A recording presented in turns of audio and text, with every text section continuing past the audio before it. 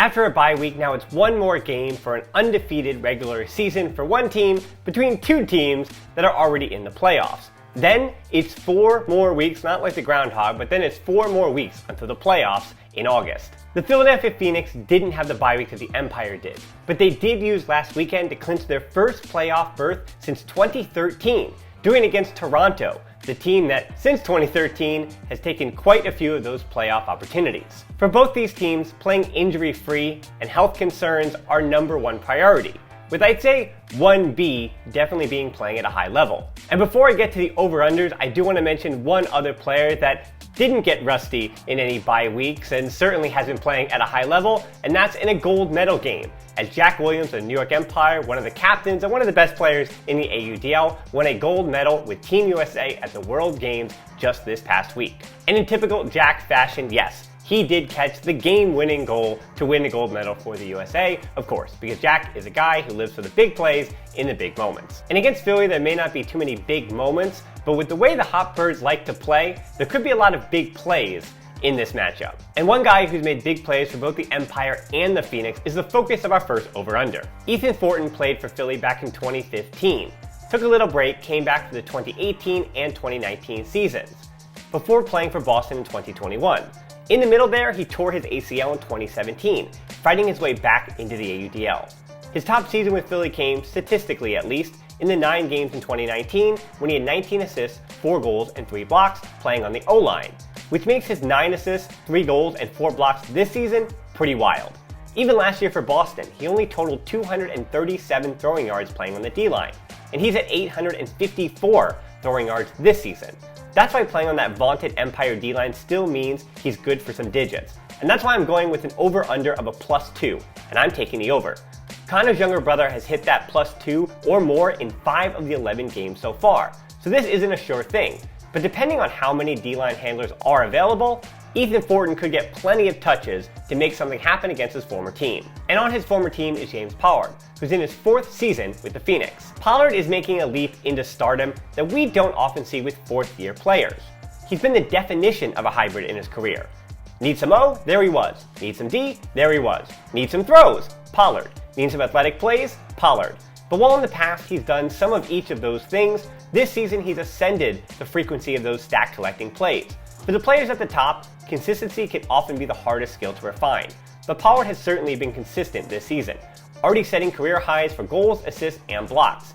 His 30 goals, 31 assists, and 11 blocks are better than his previous marks by a lot in all of those categories. It's 21 more goals than his previous best 9, 18 more assists than his season best 13, and 1 block better than his season best 10, but obviously now playing primarily offense. He is producing this year, so I'm taking the over on a 6.5 goals plus assists. He's had more than 6 goals and assists in 8 of the 10 games this season, so this one does feel pretty comfortable.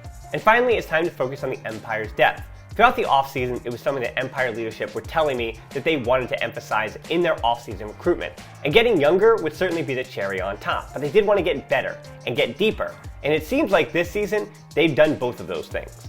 While we don't know exactly which ones will be the true stars of tomorrow, all of the Empire's 24 players or younger who have either been practice players or found themselves on the bubble of getting into that 20 have all certainly found a role and minutes and found ways to be productive on the field this season. And this discussion certainly begins with what Matt Johnson did 2 weeks ago against Boston. In 17 points played, he had 4 goals, 3 blocks, and was a +7 for the game, and went 5 for 5 on his throws. As perfect an AUDL debut as anybody could ask for. But the 24-year-old lefty isn't the only one.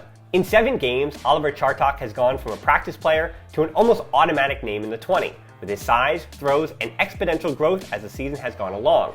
In 5 games, Matt Ellis has showcased his big throws and hasn't been afraid of contact. Very similar things can be said of Bobby Elston, who unfortunately only played 3 games after going down with injury, but showed himself as a future big-bodied shutdown defender. While Chris McLaughlin, the Devil product with both big throws and good decisions, played in just 2 games, but showed a lot of promise in those 2 games. Nori Toe, another New Jersey product, played 2 games this year as well in his 4th season with the team, but even he is still one of the youngest players on the squad. And finally, Matt LaBarre, who in 5 games has shown that his progress from a year ago has been linear, flashing better throws, better cuts, better defense, and a bigger impact on games.